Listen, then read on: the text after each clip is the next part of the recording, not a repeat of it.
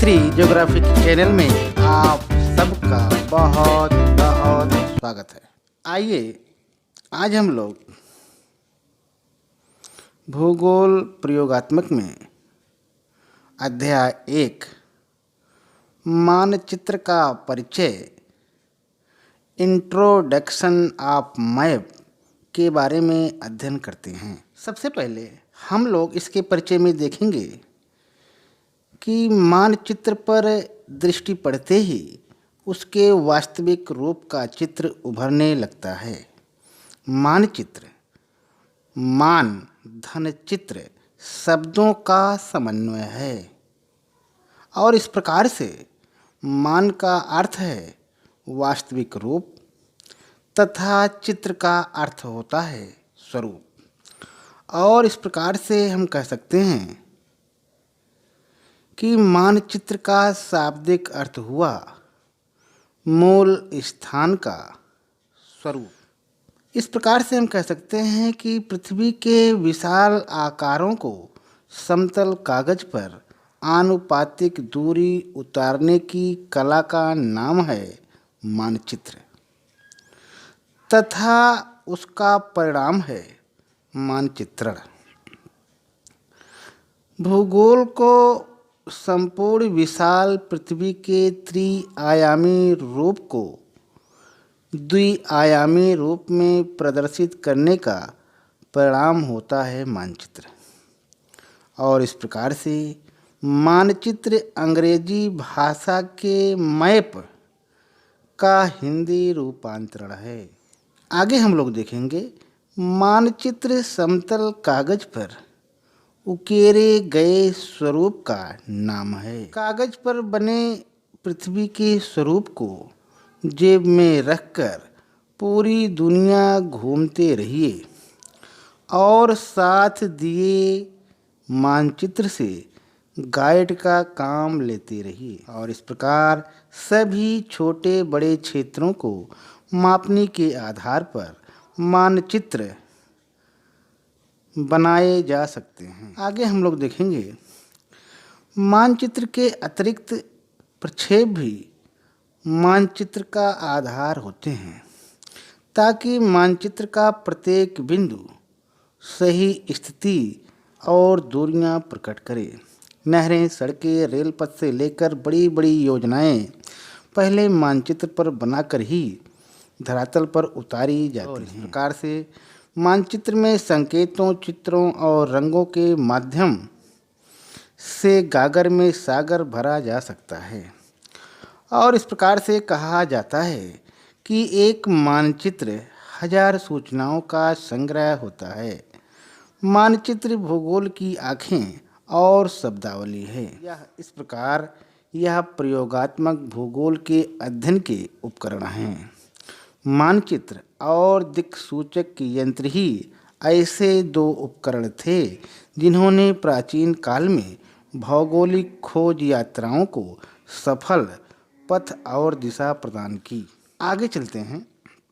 आगे हम लोग देखेंगे मानचित्र का अर्थ।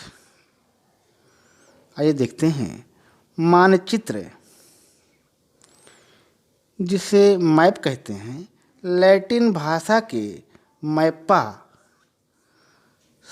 शब्द से बना है। मैप्पा का शाब्दिक अर्थ है कपड़े का रुमाल।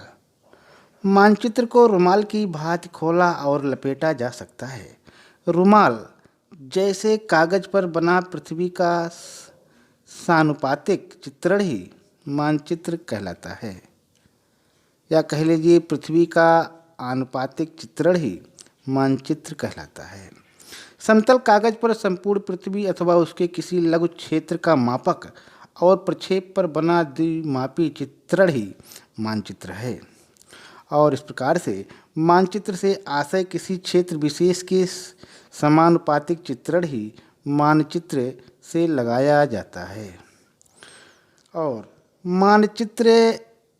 मानचित्रकारों का एक ऐसा आविष्कार है जिसने भौगोलिक अध्ययन को उपयोगी और सार्थक बनाया है तथा आर्थिक विकास और सैन्य संचालन को नया पथ प्रदान किया है। आगे चलते हैं, आगे हम लोग देखेंगे मानचित्र की परिभाषाएं। Definition of map. आइए देखते हैं। पहली डेफिनेशन है फिंच एवं ट्रिवार्था की है। इन्होंने कहा है धरती की सतह का आरेखी प्रस्तुतिकरण ही मानचित्र कहलाता है। नेक्स्ट डेफिनेशन है मोंक हाउस की। इन्होंने कहा है कि किसी निश्चित मापनी अथवा पैमाने के अनुसार धरातल के किसी भाग के लक्षणों को समतल सतह पर चित्रित करना ही मानचित्र कहलाता है। और आगे जॉन बीगाट महोदय की परिभाषा है, आइए इसे देखते हैं। जॉन बीगाट महोदय कहते हैं कि सभी मानचित्र पृथ्वी के किसी भाग का समतल पृष्ठ पर प्रतिनिधित्व करते हैं। आगे चलते हैं, आगे हम लोग देखेंगे मानचित्र बनाने की अनिवार्यताएं। आइए देखते हैं। मानचित्रों का उपयोग विविध आवश्यकताओं की पूर्ति हेतु किया जाता है। मानचित्र में उन्हीं अनिवार्यताओं को जोड़ा जाता है जिनकी उनको आवश्यकता होती है, और इस प्रकार से मानचित्र निर्माताओं ने मानचित्र को उपादेय बनाने के लिए उनमें निम्नलिखित अनिवार्यताओं का समावेश किया है, जिसमें मापनी, मानचित्र प्रक्षेप, मानचित्र व्यापीकरण, मानचित्र अभिकल्पना, मानचित्र का निर्माण और प्रस्तुतिकरण। आगे चलते हैं, आगे हम लोग देखेंगे। पहला है मानचित्र मापनी। आइए देखते हैं। मानचित्र मापनी मानचित्र का आकार और प्रकार जिसके द्वारा तय किया जाता है उसे मापनी कहा जाता है। बड़े से बड़ा क्षेत्र हो या लघुतम, सबके लिए मापनी का निर्धारण करना सबसे महत्वपूर्ण है। मानचित्र की विषय वस्तु, सूचनाओं और वास्तविकताओं का निर्धारण जिस तत्व के द्वारा किया जाता है वही मानचित्र मापनी कहलाती है। टीपी कानेतकर ने मानचित्र मापनी को इन शब्दों में परिभाषित किया है कि मानचित्र मापनी वह निश्चित अनुपात है जिसमें मापक की प्रत्येक दूरी को वास्तविक दूरी के अनुपात में प्रकट किया जाता है। और मापनी मानचित्र पर दो दूरियों के अनुपात को व्यक्त करती है। आगे चलते हैं, आगे हम लोग देखेंगे मानचित्र प्रक्षेप। पृथ्वी के गोलाकार या जियाड को समतल पर करने की विधि का नाम है प्रक्षेप। पृथ्वी की त्रिविम सतह का समतल कागज पर उतारने की कला का नाम है प्रक्षेप। और इस प्रकार से प्रक्षेप ही वह विधा है जो त्रिविम पृथ्वी के स्वरूप को समतल सतह पर सही स्वरूप, दिशा, दूरी तथा क्षेत्र प्रदान करने में सक्षम है। और वान रिपन महोदय के अनुसार मानचित्र प्रक्षेप को सामान्य अथवा व्यवस्थित रूप से पृथ्वी के अक्षांश देशांतर रेखा जाल को समतल कागज पर उतारने के रूप में परिभाषित किया जा सकता है। प्रक्षेप अक्षांश देशांतर रेखाओं के जाल, नेटवर्क या ग्रिड को कहा जाता है। आगे हम लोग देखेंगे मानचित्र व्यापीकरण। आइए देखते हैं। उद्देश्य और उपादेयता के अनुसार मानचित्र में विभिन्न सूचनाओं को दर्शाने तथा विषय वस्तु को व्यवस्थित करने को मानचित्र व्यापीकरण कहा जाता है। मानचित्र में उच्चावच, अपवाह, वनस्पति, वस्ती, परिवहन के साधन, जनसंख्या का वितरण, मुद्राएं तथा उद्योगों की स्थिति विभिन्न चिन्हों, संकेतों और रंगों के द्वारा सूचनाओं का प्रदर्शन इसी के लक्ष्य को पूरा करने का साधन है। आगे चलते हैं, आगे हम लोग देखेंगे मानचित्र अभिकल्पना। मानचित्रांकन के लिए चिन्ह, लिखावट की शैली, रेखाओं के आकार, प्रकार, रंगों का चयन, रूढ़ चिन्ह आदि का चुनाव करना मानचित्र अभिकरण कहलाता है। आगे है मानचित्र निर्माण या उत्पादन। आइए देखते हैं। प्राचीन काल में मानचित्रों का निर्माण हाथ से किया जाता था। वर्तमान काल में यह कार्य कंप्यूटर तथा मशीनों द्वारा किया जाने लगा है और इस प्रकार वर्तमान में मानचित्र निर्माण कला और शैली में क्रांतिकारी परिवर्तन आ गया। आगे चलते हैं। आगे हम लोग देखेंगे मानचित्र की विशेषताएं। उपरोक्त परिभाषाओं के आधार पर एक मानचित्र में निम्नलिखित विशेषताएं दृष्टिगोचर होती हैं, जो इस प्रकार है। मानचित्र पृथ्वी का समानुपातिक चित्रण है। मानचित्र बनाने के लिए अक्षांश देशांतर का जाल प्रक्षेप के माध्यम से प्राप्त किया जाता है। मानचित्रों में विभिन्न सूचनाएं तथा विवरण परंपरागत चिन्हों के द्वारा प्रकट किए जाते हैं। नेक्स्ट है मानचित्र के निर्माण का आधार मापक होता है। मापक से ही मानचित्र पर क्षेत्र का समानुपातिक चित्रण संभव होता है। मानचित्र में पृथ्वी की लंबाई और चौड़ाई को ही प्रदर्शित किया जाता है, गहराई को नहीं। मानचित्र में दिशा का निरूपण भी किया जाता है। आगे चलते हैं। आगे हम लोग देखेंगे मानचित्र के उद्देश्य, एम्स ऑफ मैप। मानचित्र के उद्देश्यों को निम्न बिंदुओं के माध्यम से ठीक से समझा जा सकता है, जो इस प्रकार है।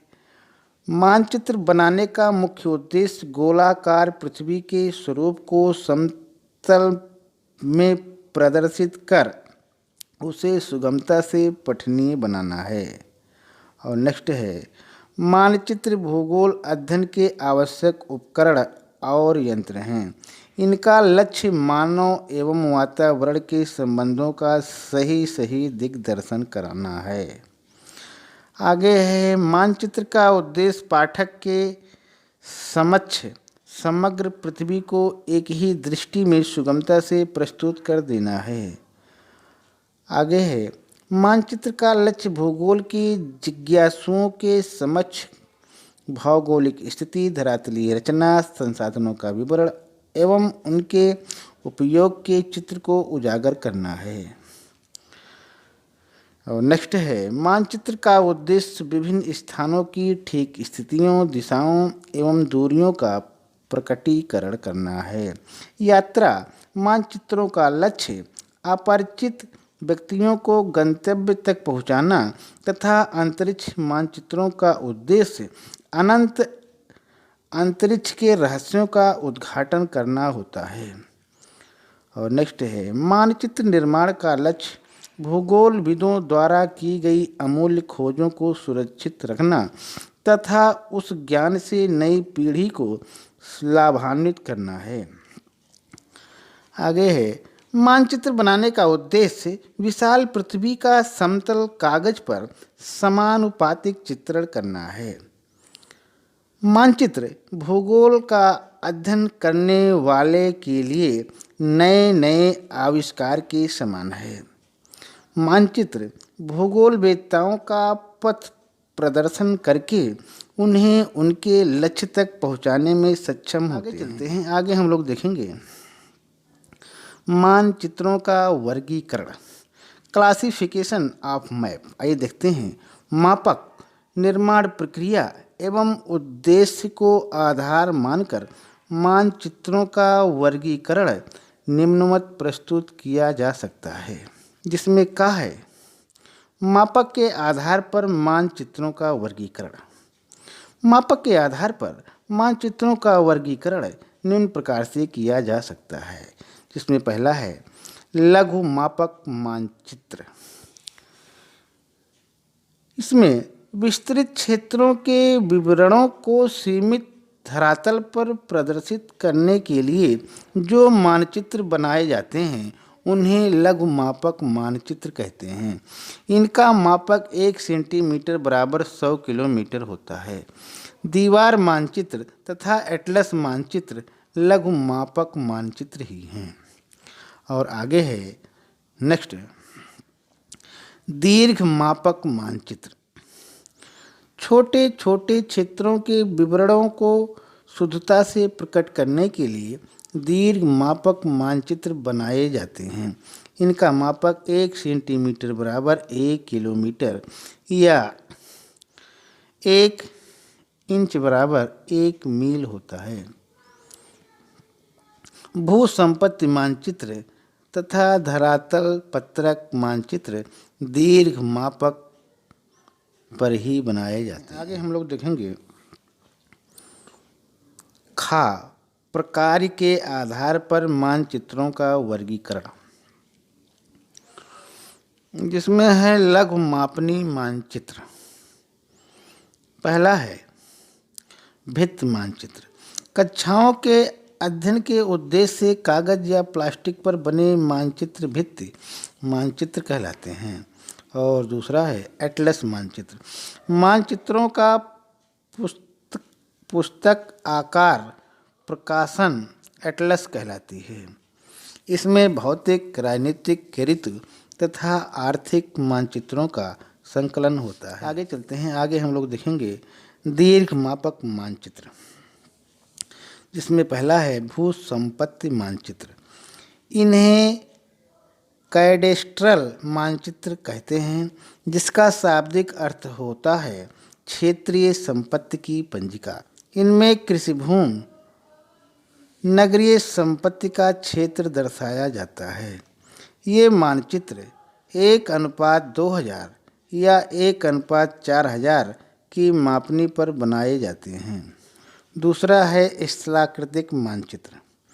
विस्तृत तथा शुद्ध सर्वेक्षण के आधार पर तथा बृहत मापनी पर बने मानचित्र स्थलाकृतिक मानचित्र कहलाते हैं। भारत में इनका प्रकाशन सर्वे ऑफ इंडिया द्वारा किया जाता है। ये मानचित्र 1:2,50,000 और 1:50,000 या 1:25,000 के मापक पर बनाए जाते हैं। इन्हें अपवाह, उच्चावच, कृषि भूमि, वन, बस्ती, परिवहन तथा संचार के साधन या विद्यालय, डाकघर आदि प्रदर्शित किए जाते हैं। आगे चलते हैं। आगे हम लोग देखेंगे गा है प्रकार के आधार पर मानचित्रों का वर्गीकरण। प्रकार के आधार पर मानचित्र निम्नलिखित प्रकार के होते हैं, जिसमें पहला है उच्चावच मानचित्र।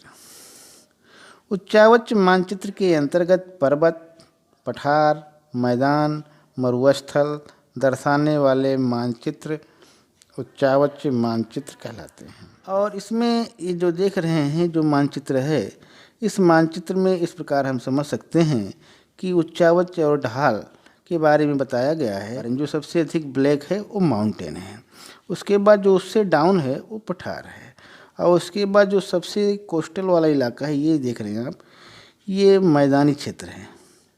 ठीक। और उसके बाद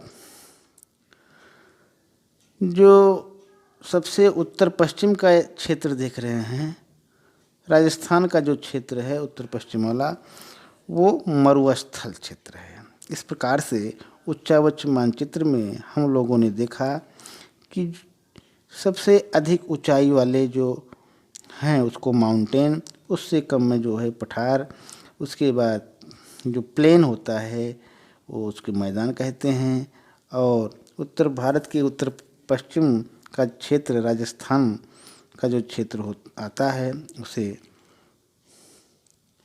मरुस्थल कहा जाता है। नेक्स्ट मैप है भूगर्भीय मानचित्र। आइए देखते हैं।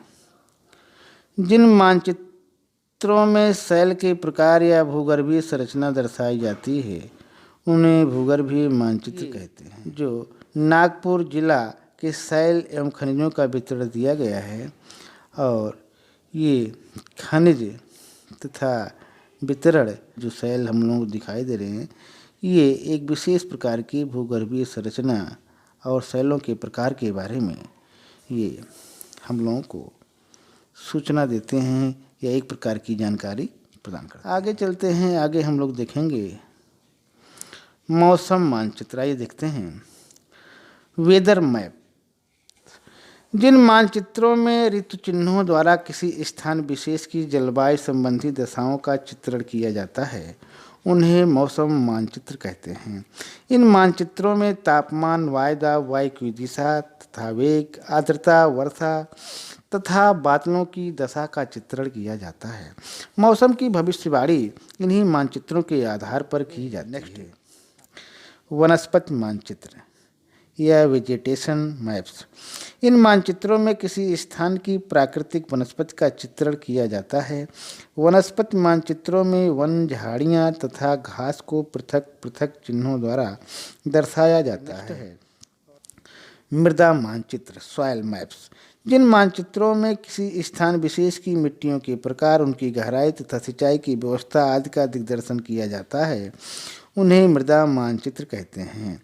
इन मानचित्रों में विभिन्न प्रकार की मिट्टियों का प्रदर्शन विभिन्न आभाओं द्वारा किया जाता है और इस प्रकार से मृदा मानचित्र कृषि विकास के लिए बहुत उपयोगी होते हैं। आगे है जलवायु मानचित्र क्लाइमेट मैप्स। आइए देखते हैं। जिन मानचित्रों में किसी भूभाग के लंबे समय की जलवायु संबंधी दशाओं का चित्रण किया जाता है, उन्हें जलवायु मानचित्र कहते हैं और इस प्रकार से ये मानचित्र किसी स्थान की जलवायु दशाओं का चित्रण प्रस्तुत करते हैं। आगे है नेक्स्ट सांस्कृतिक मानचित्र। जो मानचित्र मानव निर्मित लक्षणों जैसे बस्तियों, सड़कों, विद्यालयों, पूजा स्थलों, जनसंख्या का वितरण आदि दर्शाते हैं, सांस्कृतिक मानचित्र कहलाते हैं। और आगे है आर्थिक मानचित्र। जिन मानचित्रों में भूमि उपयोग, फसलों, उद्योगों तथा व्यापार की स्थिति दिखाई जाती है, आर्थिक मानचित्र कहलाते हैं। आगे है परिवहन मानचित्र।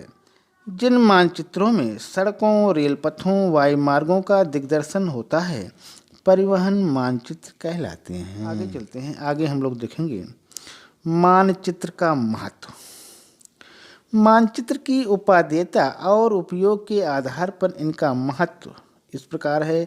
इसमें पहला है मानचित्र और भूगोल का अध्ययन। आइए देखते हैं। भूगोल अध्ययन के लिए मानचित्र उतने ही उपयोगी हैं जैसे एक शिल्पकार के लिए उसके यंत्र आवश्यक होते हैं। मानचित्रों के प्रयोग से भूगोल का अध्ययन सरल और सरस बन जाता है। मानचित्र एक ऐसी संकेत लिपि है जिसके माध्यम से भूगोल रूपी ज्ञान का विशद भंडार खोजा जा सकता है। डॉक्टर पॉल गार्ड के शब्दों में मानचित्र भूगोल की आशुलिपि है और इस प्रकार से मानचित्र भूगोल के छात्रों को भौतिक परिवेश के साथ आर्थिक स्वरूप एवं सांस्कृतिक प्रतिरूपों का भी चित्रण प्रस्तुत करते हैं, जिससे भूगोल को समझने में विशेष सहायता मिलती है। मानचित्रों में परंपरागत चिन्हों के माध्यम से सूचनाओं के भंडार प्रकट किए जाते हैं। आगे चलते हैं। आगे हम लोग देखेंगे नेक्स्ट है मानचित्र और योजनाएं। मानचित्र राष्ट्र के आर्थिक विकास की आधारशिला है, क्योंकि राष्ट्र के आर्थिक विकास की योजनाएं पहले मानचित्रों पर ही बनाई जाती हैं। मानचित्रों पर स्वीकृति मिलने के पश्चात ही उन्हें कार्यान्वित किया जाता है। मानचित्र कृषि विकास, परिवहन विकास, जल विद्युत निर्माण, पुल, सड़क, बांध तथा औद्योगिक केंद्रों की स्थापना में मार्गदर्शन का कार्य करते हैं। आगे है मानचित्र और प्रशासन। मानचित्र प्रशासन के लिए भी बहुत उपयोगी सिद्ध होते हैं। मानचित्र ही प्रशासक को राष्ट्र के भौगोलिक स्वरूप का ज्ञान कराते हैं। मानचित्रों के आधार पर ही प्रशासनिक इकाइयों का निर्धारण तथा सीमाओं की सुरक्षा की व्यवस्था की जाती है और इस प्रकार से प्राकृतिक आपदाओं के समय मानचित्र प्रशासनिक अधिकारियों का उचित मार्गदर्शन करते हैं तथा आपदाओं के शिकार लोगों के जीवन रक्षा करने में सहायक होते हैं। आगे चलते हैं। आगे हम लोग देखेंगे मानचित्र और सुरक्षा। राष्ट्र की सुरक्षा में भी मानचित्र महत्वपूर्ण भूमिका निभाते हैं। मानचित्रों के आधार पर ही सेना के आगे बढ़ने का मार्ग, सुरक्षात्मक चौकियों के स्थान तथा बमबारी के ठिकाने निश्चित किए जाते हैं। सैनिकों के लिए मानचित्रों का ज्ञान उतना ही आवश्यक है जितना अस्त्र शस्त्र संचालन का होता है। नेक्स्ट मानचित्र और पर्यटन। मानचित्र पर्यटन को बढ़ावा देते हैं। ये पर्यटकों का मार्गदर्शन करते हैं। पर्यटक मानचित्रों के द्वारा विभिन्न पर्यटन स्थलों का ज्ञान प्राप्त कर सकता है तथा इनके माध्यम से लघु मार्गों का ज्ञान करके उन्हें देखा जा सकता है। और इस प्रकार से मानचित्र की सहायता से कोई पर्यटक अल्पकाल में अधिक से अधिक पर्यटन केंद्रों का आनंद उठा सकता है। और आगे चलते हैं, आगे हम लोग देखेंगे पर्यटन उद्योग बढ़ने से राष्ट्र को विदेशी मुद्रा उपलब्ध होने लगती है। आगे चलते हैं, आगे है मानचित्र तथा व्यापार। मानचित्र व्यापारियों के प्रमुख सहायक तथा मार्गदर्शक होते हैं। इनसे एक व्यापारी कच्चे माल की उपलब्धि का ज्ञान प्राप्त कर सकता है, वह माल भेजने का मार्ग स्थान भी खो सकता है। मानचित्र व्यापार को मार्ग तथा विस्तार प्रदान करते हैं। मानचित्र अंतर्राष्ट्रीय व्यापारियों को संबंध करने में अहम भूमिका निभाते हैं और इस प्रकार से मानचित्रों को आधार मानकर ही जलयान तथा वायुयान अपने गंतव्य पर पहुंच पाते हैं। आगे है मानचित्र भौगोलिक ज्ञान रूपी वह कुंजी है जो भूगोल के रहस्यों के सभी ताले खोलने में सक्षम है। मानचित्र भूगोल के अध्ययन, राष्ट्रीय सुरक्षा, आर्थिक विकास तथा नवनिर्माण में महत्वपूर्ण भूमिका निभाते हैं। ये भूगोलविदों, विद्यार्थियों, व्यापारियों, सेना नायकों, नाविकों और प्रशासकों के लिए समान रूप से उपयोगी सिद्ध होते हैं। और इस प्रकार से मानचित्र की सहायता से हम घर में बैठकर संपूर्ण विश्व को देख और समझ सकते हैं। मानचित्रों की उपादेयता के कारण ही इन्हें भूगोल के नेत्र और उपकरण कहा जाता है। आगे चलते हैं, आगे हम लोग देखेंगे मानचित्रों का उपयोग। आइए देखते हैं। भूगोलवेत्ताओं, योजना निर्माताओं तथा अन्वेषकों के लिए मानचित्र सर्वाधिक उपयोगी होते हैं। क्षेत्र, दूरी तथा दिशा की दृष्टि से मानचित्र निम्नवत उपयोग में लाए जाते हैं, जिसमें पहला है दूरी का मापन। दूरी मापन में मानचित्र का उपयोग इस प्रकार किया जा सकता है, जिसमें पहला है मानचित्रों में सड़कों, रेलों और नहरों का मापन चाँदे की सहायता से सीधी रेखा द्वारा किया जाता है। और नेक्स्ट है मानचित्रों में टेढ़े मेढ़े स्थानों की दूरी धागा फैलाकर की जाती है। तटीय भाग, नदियाँ, धाराएं इस प्रकार वक्र रेखी विधि से नापे जाते हैं। नेक्स्ट, दिशा का मापन। मानचित्र में दिशा एक सीधी काल्पनिक रेखा द्वारा प्रकट की जाती है। उत्तर दिशा यन को दिखाने वाली रेखा आधार दिशा रेखा कहलाती है। उत्तर, दक्षिण, पूर्व, पश्चिम के रूप में 4 दिशाएं हैं। इन्हें प्रधान बिंदु या दिग्बिंदु या कार्डिनल पॉइंट कहा जाता है। प्रधान दिग्बिंदुओं के मध्य अन्य मध्यवर्ती दिशा रेखाएं होती हैं। मापन, ये दिशा का मापन का ये मानचित्र है। ठीक, आगे चलते हैं, आगे हम लोग देखेंगे। नेक्स्ट है क्षेत्र का मापन। भौगोलिक एवं राजनीतिक इकाइयों के मापन मानचित्रों पर किया जाता है। मानचित्र प्रयोग करने वाला व्यक्ति मानचित्र पर दूरियों का मापन इस प्रकार कर सकता है, जिसमें पहला है मानचित्र पर 2 स्थानों की दूरी ट्रेसिंग टेबल के द्वारा मानचित्र को ट्रेस करके की जाती है। इसमें संपूर्ण वर्गों की संख्या को आंशिक वर्गों के साथ जोड़कर निम्न सूत्र द्वारा किया जाता है। और सूत्र इस प्रकार है, क्षेत्रफल बराबर संपूर्ण वर्गों का योग प्लस मानचित्र पैमाना या कह लीजिए आंशिक वर्गों का योग। ठीक, आगे है नेक्स्ट है स्थिर ध्रुवीय प्लेनीमीटर से क्षेत्रफल ज्ञात किया जाता है। इस उपकरण में एक क्षण की गति को मापा जाता है। इस प्रकार से आज हम लोगों ने भूगोल प्रयोगात्मक में अध्याय 1 का अध्ययन किया। बहुत बहुत धन्यवाद।